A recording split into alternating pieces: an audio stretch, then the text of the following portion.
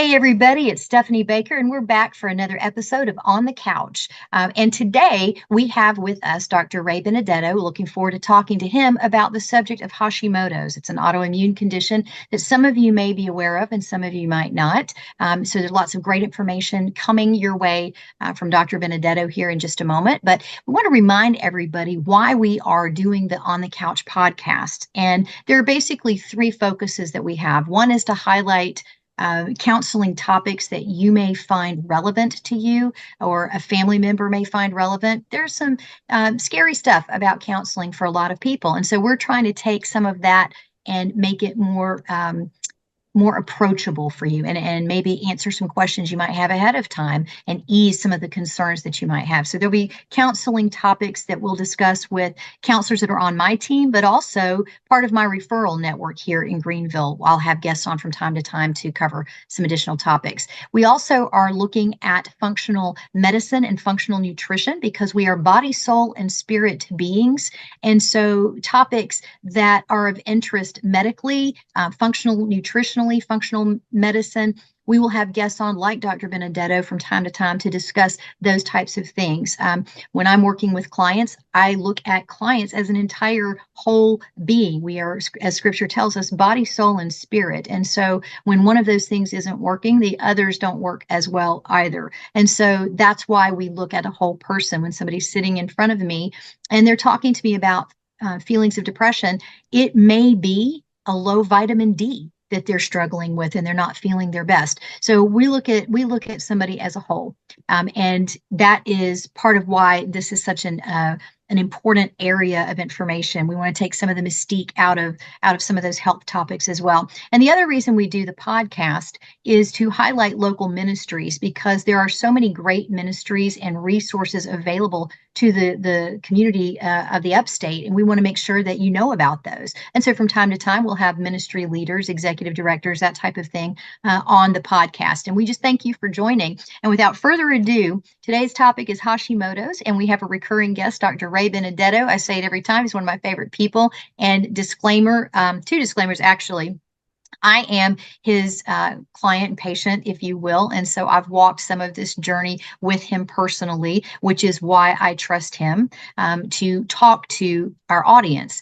The other disclaimer I have is that I am a clinical pastoral counselor, not a licensed professional counselor by the state of South Carolina. So just to set that in motion there. And I am also the executive director and clinical pastoral counselor on staff at Life in Abundance. And we are a counseling ministry here in the upstate that offers biblical counseling to families in the upstate. We believe that by strengthening families or by strengthening individuals, we strengthen families. And that's what our goal is here. So back to Dr. Benedetto. Welcome back. Thanks for taking time out of your hectic, busy schedule, because I know that it is hectic and busy, but we're so glad to have you back. And today's topic, we are going to talk about Hashimoto's, something that you know a ton about. So let's just start. What is it? People may have heard the term, but they may not know exactly what in the world is that and why that's a funny name for something. Well, and first of all, thank you for having me back. It's always a pleasure. I always enjoy our time together, and Me too. so I appreciate you bringing me back. And yeah, well, I mean, we'll kind of dive right in. That's kind of a I don't want to say a loaded question. I'll be as brief as possible. So when we talk about so it is a weird word, right? So the term actually is derived from the doctor who discovered it, which was in Japan, the Mhm. 20s, I believe, was Dr. Hashimoto. So Okay.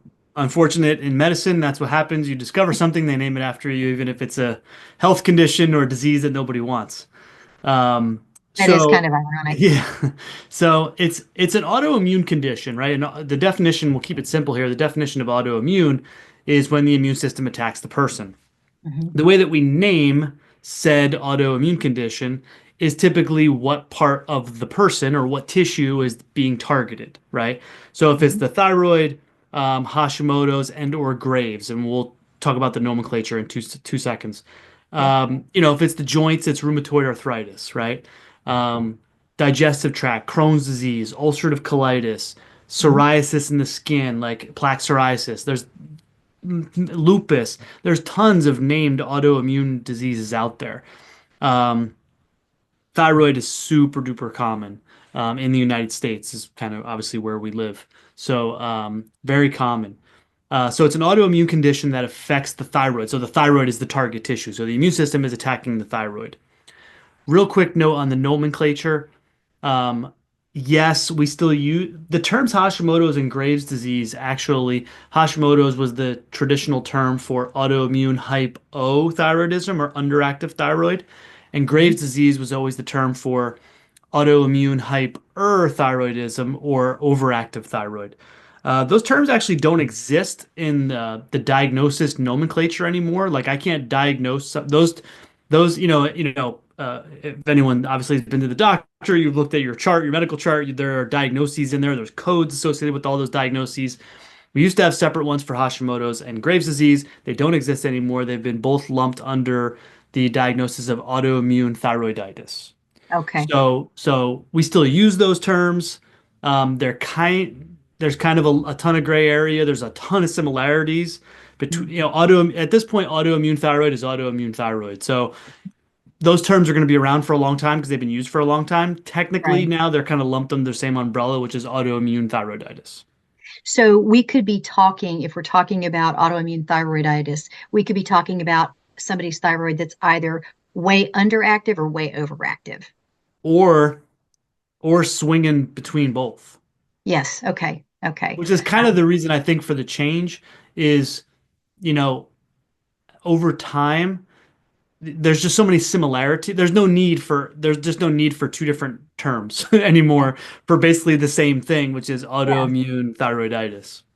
Okay. All right. So when you say that your body's attacking it, right, whatever it is, in Mhm. the term autoimmune, we're talking about our immune system response, right, on overdrive, attacking tissue, or even in some cases, viral cells lodged in tissue. Is that accurate? Yeah. Okay. All So right. yeah, I mean, basically the immune system gets confused, right? And instead of, our immune system is not supposed to attack us, it's supposed to protect us against stuff, right? Mhm. In an autoimmune condition, the immune system gets very confused and it breaks down and starts to see our own tissues as a bad guy, so to speak. Okay. Okay. So there's like 50 questions I want to ask you all at one time, and I know we can't do that. So if somebody's never heard of Hashimoto's, and I mean it's so widely discussed now, it's way more on the scene than it ever has been, just that or thyroiditis. If how would you know if you had it? What's the kind of testing? Let's start with this. What would send me to the doctor who Mhm. would then tell me that it was my thyroid that was causing an issue? Yep. What are Great. symptoms? So I mean, it's kind of where it usually all starts, right? We go from like symptoms to diagnosis, right? Hmm. So autoimmune hypo, right, or underactive or Hashimoto's is more common than Graves for sure.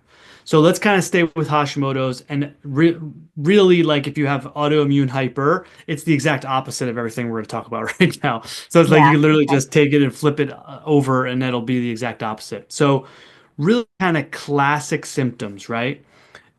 Fatigue for sure. And we're talking about clinical fatigue. We're not talking about like I'm tired, like I didn't get a good night's sleep last night. We're talking Right. about like I have zero reason to be tired and my body just won't go. Like Yes. clinical fatigue is different than I'm tired, right? So that's a big one. Um, someone's metabolism is just going to be in reverse. So anything that you could imagine when somebody's metabolism is not working very well is what's going to happen, right? So fatigue, I'm tired all the time. Um, Changes, very common changes to hair, skin, and nails, right? So like hair loss, super dry skin, brittle nails, that kind of thing. Unexplained weight gain or inability to lose weight, like for zero reason. Just like what is going on? Like overnight, I just like gained 20 pounds and I didn't change a thing, right? Um, Sleep difficulties, mood stuff, anxiety, depression all the time, brain fog, right? Because it's going to affect our nervous system, brain fog. digestive issues. Those are, and it's going to be everything that's just like, right, like my brain's not working, I'm tired, my digestion's not working, like I'm gaining weight, like what's going on here? And then obviously, because what happens is the Hashimoto's causes a hypothyroidism, right? It causes an underactive thyroid. The autoimmune condition causes the underactive thyroid. So you'll typically go to your doctor, you run a bunch of blood tests. Um, the way it will typically show up as hypothyroidism is an elevated TSH or a thyroid stimulating hormone on a blood work, or a low T4, T3. So those are our thyroid hormones. The way Okay. you diagnose an autoimmune problem with your thyroid is by checking what are known as thyroid antibodies. So you can check in the blood, there's two of them primarily, something called thyroid peroxidase or TPO, and something called thyroglobulin or TG antibodies. So you can look Okay. at those in the blood and you can see if they're elevated. That's a sign that this is autoimmune because your immune system is making antibodies against your own tissue. Wow. Wow. That's pretty remarkable to think that your own body is coming after your own tissue. All right. So you've defined for us what Hashimoto's is or autoimmune. What starts that? How do I understand like where, like all of a sudden, just one day I have it? That's what it Yeah. feels like. So Yep. what starts that? What could cause that? So there's three, and this is really kind of for any autoimmune condition, to be honest with you. There, Hmm. broadly speaking, there are three dominoes that typically will fall down. Okay. And once they do, voila, right? And again, an autoimmune conditions in general in this country are exploding, skyrocketing, primarily because of our lifestyles and our diet and the whole nine, right? Our environments, right? And you'll kind of see how that makes sense in a minute. So there are really three dominoes that need to fall down. Number one is genetic predisposition, right? DNA, your gene. Now, again, we can't do anything about that, right? We're born with our DNA. We're conceived, That's right. actually. That That's fate right. is sealed once we're conceived. Mhm. But you got to have the genetic predisposition, but nobody's born with an autoimmune disease, right? You Right. might be born with the genetics for an autoimmune disease, but you're not born with an autoimmune disease. It doesn't mean you just because you were born with genes for stuff doesn't mean we're going to go on to get it, right? These Unless other you're two turned on. dominoes, yes, yeah, and that term is epigenetics, right? It's the Mhm. influence that our environment and our lifestyle and the experiences of our life that happen to us that can influence gene expression, right? That field is termed epigenetics. Um, but you got to have that foundation. It's got to be there, right? But then something's got to take that genetic light switch and turn it to the on position, right? So that's the second and third dominoes. So domino number two is immune system breakdown, right? The immune system has to break down. It has to get confused, and it has to be like, I don't know who's good here and I don't know who's bad here anymore. So I'm just going to start attacking everybody, right? Typically, we will see that happen in the gut, right? We will almost always across the board. It can happen in other places in the body, but we'll almost always see that breakdown take place in the digestive tract, right? Leaky gut, Right. dysbiosis. Everyone, many of your listeners, I'm sure, have heard these terms at this point.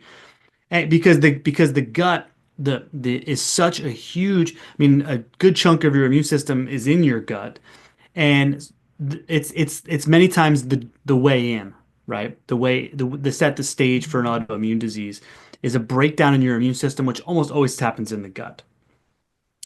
If we have the genetic predisposition and we've got that breakdown in the immune system, again, usually the gut, and then the third domino falls, which I've been doing this a long time. We've been calling them triggers for a long time. Nowadays, the buzzword is root causes, but triggers are then environmental factors that will take that already wound up or broken down immune system and kind of just poke it in the eye, right? Like just keep agitating it, agitating it, agitating it. And Yeah. then that confused immune system is going to be like, all right, hey, I'll go show you. I'm going to go beat up on the thyroid some more, right?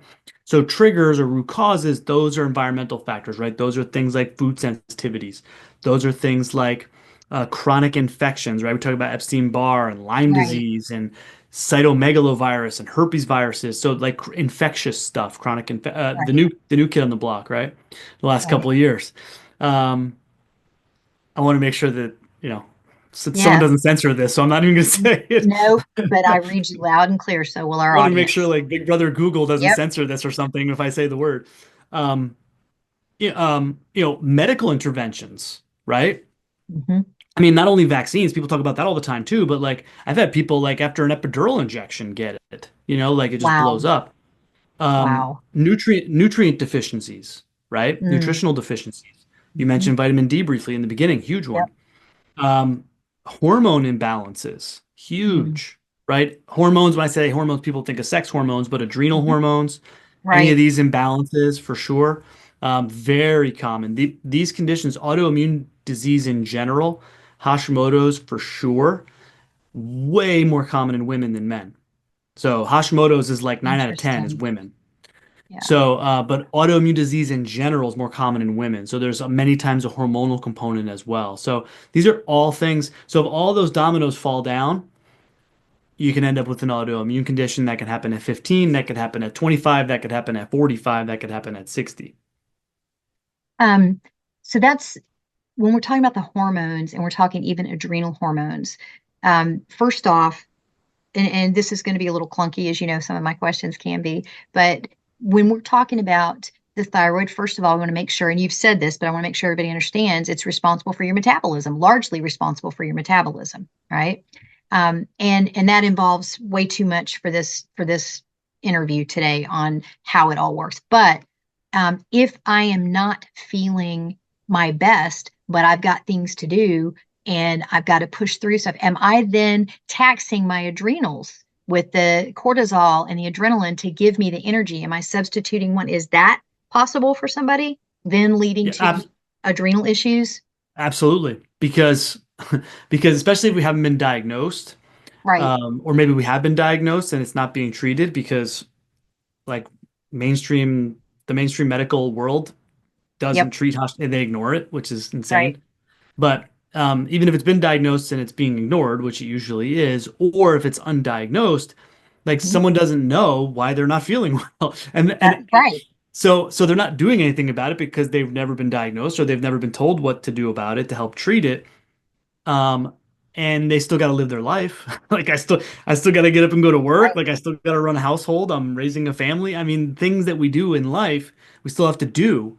So absolutely, that's going to spill over because then other parts of us, the Mhm. adrenals, our nervous system, like these other parts of us are going to have to try and push us through. Compensate. Or now we're Yeah. leaning on stimulants like caffeine and all that and sugar and all this other kind of stuff to get us through the day, which is just going to compound the problem. Right. Until the adrenals then give out. So Eventually, something's going to give right. out, right? Yeah, exactly. All right. So I go to the doctor, and let's say I go to mainstream, and I know where this is going to go, but let's walk it through for the audience. Go to my doctor, and my TSH is what they tell me that they've tested, and it's within normal. I feel like awful, but yet your test results show you're normal. All the Now time. what? All the time. Because most of the time, someone goes in with symptoms. Hmm. The only test most doctors are going to run is a TSH test. It's just like a screening test. Right. And it's thyroid stimulating hormone. It's a pituitary hormone. It's not a Hmm. thyroid hormone. It comes from your pituitary gland, but it stimulates your thyroid to make its hormones, right? It's called thyroid stimulating hormone. Right. So they run a TSH screening, and if your TSH is normal, we're done. That's it. That's where it ends, Yeah. right? Yeah. That's the only test that's ever run. Again, we're not talking about, we rattled off some of them before. Thyroid hormones aren't checked, thyroid antibodies aren't checked, TSH is checked. If that test is normal, it is not your thyroid, even though it could be. It is not your thyroid, and we're done. They're chalking those symptoms up to something else. You're a new mother, your job is Mhm. stressful, menopause, whatever. Right. Right? It's just getting Yes. chalked up to something else. Now, if your TSH is out of range, and if it goes high, that typically indicates hypothyroidism. They check it a couple times and it's high, they're going to say, "Hey, you got hypothyroidism. Here's the medication: Synthroid, Mhm. levothyroxine, arm tyrosine, whatever." Right? Whatever they're Right. going to give you for medication wise, all it is thyroid hormone replacement. That's all Mhm. like those medications. Levothyroxine is T4. So they're just giving you the thyroid hormones that your thyroid is no longer making on its own, which is what made the TSH go out of range in the first place. So they diagnose you with hypothyroidism. Here's your medication. We're going to get that TSH back into range, and then we're done again. And that's it. And for We've made your most labs look people, pretty. yeah, and for most people, either their TSH never goes out of range, even though Mhm. they could have Hashimoto's, so Mhm. no one lifts a finger, or it goes out of range. They get put on these medications, so they lifted like a pinky finger, and Mhm. but nothing got better. Like the patient didn't get better. They've taken these medications. My labs are now in range, and I don't feel any different. If anything, I'm just continuing to get worse over time. That's typically how it plays out, kind of in the mainstream world. Let's talk about a range for just a second. Oh, go ahead. Did you want to say Well, something first? and nowhere in there did you hear me say that the doctors ran antibody testing to see if you had Hashimoto's. Right. It's not done. Exactly. Right. Not done. No. Well, how could it be if the standard is one test, That's right? it. They're following So the standard, which that is is crazy to me. It's crazy to quite me. But inadequate. I Yeah. also, yeah, and I also have to step back and go, I'm glad we have mainstream medicine for acute care. You and I've had this Sure. conversation Oh a my hundred gosh. times. You know, you Yeah. have a heart attack or a broken leg, that is what Car we need. accident or yeah, sure. Yes, but chronic conditions like Hashimoto's, that's a different story. So, all right, so let's talk about ranges. Ranges to me are the strangest thing ever because when I look at lab ranges for TSH, if and I could be wrong on this range, so I mean, and I know I also know it can change geographically too. The standard range is what we see on typical blood work, and so we could see a standard range. I know here it would be 0.45 all the way to 4.55, I think it is, or 4.65. It's Now, always somewhere around there. Yeah. right, but that's going to include me. It's going to include and I have Hashimoto's. It's going to include someone with no thyroid, someone with a thyroid, someone who's 13, someone who's 83, someone who's had thyroid cancer, somebody who currently has it. I mean, it's not based on a healthy range. It's based on Correct. a grouping of data from everybody who has been tested. A And cohort. Yep. And yes, then and one they bell curve it out. yes, and that makes no sense to me because why would we not want that's an average of sickness, it's not an average of health. Why would we not want to look at blood work from samples that of people with no chronic illness to go from to determine a normal range? Why would we not want to do that? I It's a realize we have illness terrific everywhere. question, right? It's a great Right, question. right. And it's got kind of two answers. The first answer is we do. Like in the functional medicine world, Hmm. everything is what's the optimal range? Where should we be? What is optimal? What is healthy? Where should we be? Let's get it as tight to that as possible. Okay, Hmm. which is a lot tighter. For example, you gave like TSH is like 0.45 to like 4.5. Optimal range for TSH is usually between 1.8 and 3. It's a lot tighter. My patients do better typically between 1 and 2. So it's a lot Yes. tighter than these giant ranges. So we do look at these optimal ranges in the functional medicine world. Hmm. In kind of your mainstream medical world, they don't, because the second answer to that question is really what Western medicine or mainstream medicine is looking for is pathology or end stage disease. So they're not going to do anything until the wheels are falling off the bus, and then they're going to try and duct tape them back on. So they're not going to do anything anyway until you get outside of that gigantic range, because that means now you have overt disease or tissue pathology or tissue death. And Yes. that's the only time they're going to lift a finger anyway. They're Yeah. not going to do anything until then, which to me is insane. It is insane. Like that's when we should be doing something is if we can identify things, let's take care of it now so it doesn't become that. But that's That's just not the disease. way, No, mainstream medicine. They live in the pathology disease world. They're not going to do anything until it gets to that point, and then it's kind of almost too late. Not that it's too late, but right. I mean, Some cases maybe. right, So it's disease management. right, It's a disease management system, not a healthcare system. That's how I see correct, it. So correct. So we just manage symptoms until we get to that point. yes, until it's full blown, whatever it is. You mentioned that the functional range where your patients tend to do better if they are suffering from Hashimoto's is between 1 and like 3, right? But the sweet spot's 1 to 2. Hmm. I know myself, I can feel, I know that sounds crazy, not to you, but probably to some other people. I can tell if it's above a 2. I Yeah. feel different. I mean, but Yeah. I know my body. And that's the other thing. When you've been out of touch for a while, you don't always know. And this is not meant to be insulting. I think women typically are more sensitive than men to symptoms in their bodies. Agree Oh, or way more disagree? so. W Yeah, way more. I mean, studies have shown that like women are way more in touch and way more proactive with their health. Like, I'm a yeah, dude, right?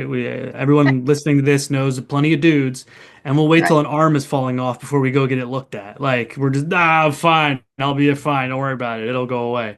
And statistically and historically, women are much more in tune with their bodies typically than men, and much more likely to seek help or treatment sooner, and be more proactive with their health for sure. Yeah, I would agree with that. Yeah. We may do a counseling episode where we talk about why that is for men. But anyway, when Our testosterone gets in the way. there it is, ladies and We're all gentlemen. big tough guys, right? Yeah, we're all big tough guys. That's funny.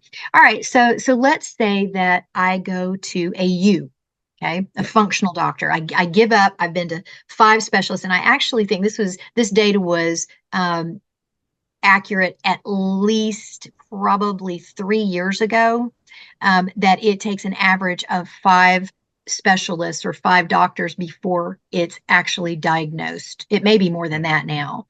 Um, I've seen more. Yeah, I've seen data showing more. yeah. And that's sad, but I It's can't still a tell you that I'm lot. Yeah. surprised. Right.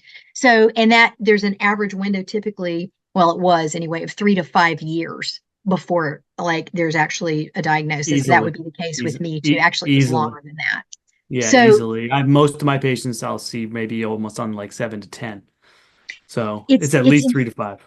it's infuriating because you Yeah. you think to yourself, I lost. There's 2 ways, right? But the reality is I lost that amount of time that I could have been working towards trying to heal my body of that. I mean, I Yeah. don't think, practitioners don't wake up in the morning going, how can I hurt you? But that lack of root cause diagnosis and additional testing. I'm a big believer in testing, and the more I'm in school for things, the more I believe in it, so that we're not wondering, so that we actually have proof. I realize it's a picture of in time right then, but it's a helpful diagnostic tool. Yeah. So all right, so let's say that I finally make it to you. Now what? What happens now? I've got this thing. I feel awful. What's going to happen? How do we Right. treat it? So definitely correct diagnosis, right? We want to make sure that we nail down, okay, yeah, you in fact have an autoimmune thyroid condition. Those 3 dominoes that I laid out earlier, we reverse engineer them, right? Okay. So we need to figure out what are someone's triggers. We need to figure out, where may some of their hormone imbalances lie. Do they have adrenal issues? Do they have nutritional deficiencies? Do they have some other underlying genetic mutations or something like that? Do they have chronic infections? A lot of this stuff can be picked up on blood work, just running the right tests, Some of it we use some more specialized tests, like for the hormones, the adrenals, and all that kind of stuff. So we got to figure out, sometimes we got to do some testing in the beginning to figure out what are someone's underlying root causes or triggers. And then we need to put a plan in place to address all of those things, right? So we have to, so I use a two-pronged approach, which I may have even talked about on previous episodes with you. But it's that first prong is, okay, if we need to test for stuff, what do we need to look for? Mhm. And even while we're testing for stuff, I'll put patients right into an AIP protocol, and at an event the concept, I invented my version of it, but I use with my patients. AIP stands for autoimmune protocol. So it's the most comprehensive, fastest way to get someone feeling better and turned around, right? Because some things that we have to do right away anyway are things like decrease systemic inflammation, right? We have this inflammatory process going on in our body, which is why everything hurts and you're bloated all the time and all this kind of Mhm. stuff. We need to get someone's immune system in check, right? We have to fix their gut. have to fix their gut. That was domino number two, right? It was immune breakdown. It's almost Right. always in the Right. gut. We got to get their body detoxified. We got to figure out food sensitivities. Like we got to do all those things even while we're testing. So we run through an AIP protocol. I'll keep it brief. We do some elimination dietary work where in the beginning we eliminate a lot of foods. We do a little supplementation to heal someone's gut and decrease their inflammation and all that kind of stuff. Then we want to reintroduce foods over the long run so we can kind of basically clean the slate on someone and get them healing Hmm. even while we're identifying maybe do they have an Epstein-Barr virus infection or do they have some kind of adrenal dysfunction that we're going to need to address specifically with that individual.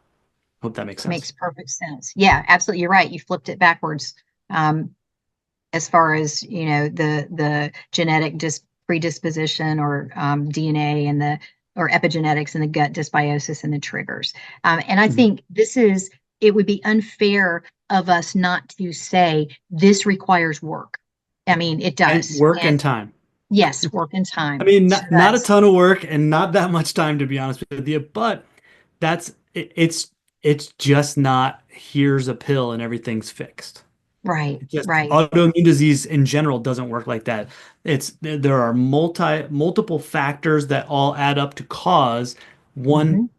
specific individual's autoimmune disease, and then the treatment plan for it needs to be individualized to that person.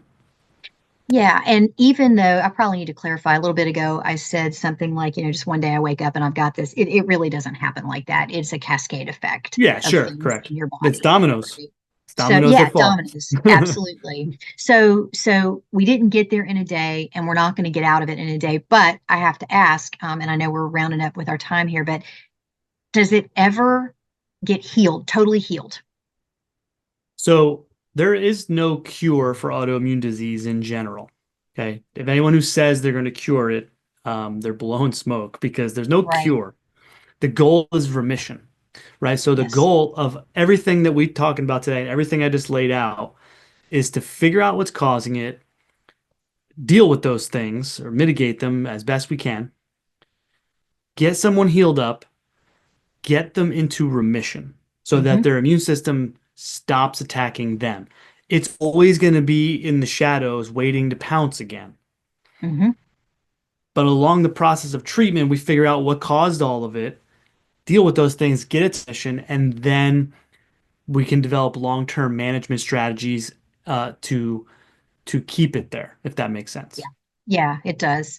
Um, So I had two thoughts. One is actually you'd have to completely shut off your entire immune system to actually cure it, and then you wouldn't survive. So they're really, A I little mean, if you walk counterproductive. it A backwards, little right? counterproductive. Yeah. Yes. If somebody works directly with you, how long can they expect to work with you to see results, to see numbers go down? So there's kind of multiple layers, right? So when I Hmm. typically start working with someone, we usually use I like to work in like short time, like I call them 90-day sprints. So I say, listen, this is what we're gonna do for the next 90 days, right? The next 3 months, this is what we're gonna Hmm. do. We're gonna do some testing. That first 30 days, we're gonna do dietary elimination, right? And we're gonna do a little bit of supplementation. In Yep. that first 30 days, I want measurable changes in someone's Yep. symptoms. Right? I want like Yes. a 180, like 50% reduction in symptoms. Like, Yep. man, I'm down 10 pounds and my body doesn't hurt anymore. The bloating's gone. Like, my brain's working again. Like, I'm getting energy again in that first 30 days. And then, um, I typically take those next couple of months. We got test results coming back, so now we're dealing with whatever we found. Like we're doing some longer term strategies. We're reintroducing foods into someone's diet so we can figure out which ones they're reacting to and things like Hmm. that. So that's kind of where we get to that 90-day period. And then objectively, so subjectively, we want them getting better, obviously, symptoms going Right. away and feeling like their old selves again. Objectively, then we want to go back, obviously, and monitor their labs. If some of their Hmm. thyroid numbers were off, their TSH, their thyroid hormone levels, we want them getting into the optimal range as best we can. And then long range, we want to see someone's antibody levels come down, right? So Right. if someone's got really high antibodies over time, we want to see those numbers trend in the down, right? It shows that their immune system is making less antibodies against their own tissue. That's great. Those are things we want to see. All right. So, how do people get a hold of you? What's the best way for people to reach you? AskDrBenedetto.com. Yep. No, no. That's So, your email. so it's just drraybenedetto.com. Okay, drraybenedetto.com. That's my email address. Ask Dr. That's right. Benedetto. That's right. That's which we've used many times, right? Yes, I'm not that's hard why to. that was present in Yeah, my yeah, head. yeah. I'm not hard to find on Facebook. I have, my Facebook page is at Dr. Ray Benedetto. Go figure. Um, as we discussed earlier today, I've finally got around to starting a podcast, so you can be able Which to is find that wonderful. if you search my Mhm. name on Love it. Spotify or YouTube Love or it. wherever. I'm not hard to find. It's usually something Dr. Ray Benedetto, but Dr. Ray Benedetto is the website. Mhm. Um, at Dr. Ray Benedetto on Facebook and all that kind of stuff. YouTube, Okay. not hard to And find. So tell everybody the name. A simple Google search, you'll find the list, my office listing Yep. here. Not hard to find. Okay. And when in doubt, contact me and I can make sure that you get connected. Tell everybody the name of your podcast. I love it. It is Hashimoto's Unfiltered. I love it. And it is unfiltered. One of the Ah, that's the things goal. it is. One of the things that I have enjoyed about you is that you think outside the box and you listen and you treat a patient. You're not just treating symptoms, you're working with the patient and you listen. Because it's very frustrating when you are in mainstream medicine and you're like, this is, I don't feel well, this, that, and the other thing. But, well, you're fine. There's really, nothing else. It's super frustrating. And I just want to encourage anybody who's listening, that is not the experience that you're going to get with Dr. Benedetto. And so I encourage you, if you feel like you have some of the symptoms that he's talking about, reach out and schedule a consultation. This is the other thing that you do that is just unbelievable. You are so generous with your time. You will do free consults, um, Yep. 15, 20-minute consults with people just to sort of see if you're the right fit for them. Bingo. And I love it. I love it because it answers all kinds of questions. So this has been super illuminating. Always love talking to you about biology and physiology. So thank you so much for your time today. And we would love to have you come back again and talk about other medical topics that we might find interesting here and that you're running into. Oh, one last question. All right. Yeah. The functional range for TPO is anything over 9. That means that anything over 9, you're going to say, yes, this is Hashimoto's. What's the largest number you've ever seen in working with somebody? So a lot of times, a lot of labs stop counting if they get really high. So they'll Mhm. be like greater than 1,000 or greater than 10,000. The biggest number off the top of my head that I think I can remember actually a lab reporting on, it was somewhere up around 16 or 17,000. Oh It was my really high. gosh. It Oh was it gosh. was up there. And most labs, when they get to a certain threshold, they'll Just literally stop. just you'll see on the lab work it'll say like greater than 1,000 because it almost kind of doesn't matter at that point, you know. Right, But I think right. the highest I ever saw reported on a lab, and this was years ago, was I want to say it was 16 or 17,000. Wow. That's Yeah, it's high. unbelievable. I'm surprised that Yeah, person could even get out of bed, actually. yeah, But yeah. wow. Well, anyway, thank you again so much for your time. We appreciate your time and your knowledge, and it's just always a pleasure to have you. And we will see you again soon, hopefully. Thanks a bunch for being with us. Oh, thank you for having me anytime.